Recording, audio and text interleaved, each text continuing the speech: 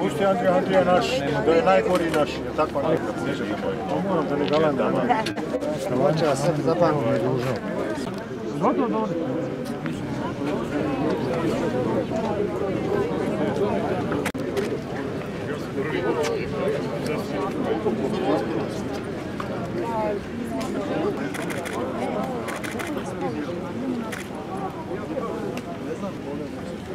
Ja nudim sve zrake, hvala Bogu.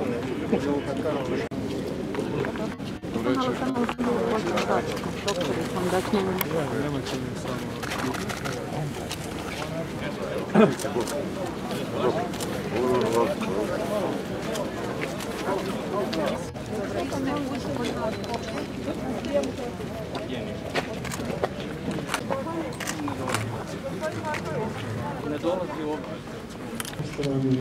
Poštovani i dragi prijatelji, i kad se budemo gledali, oči i ti, sjeti se, oslobodi nas, Gospodine, Po križu i muci svojoj, tebe molimo, usliši nas.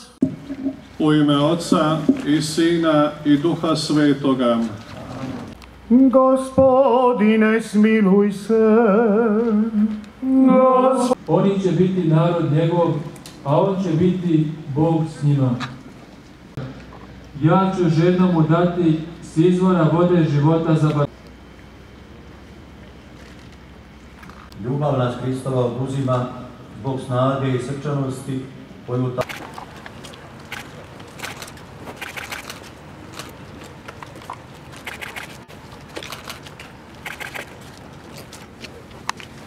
Prostite, tam smetam.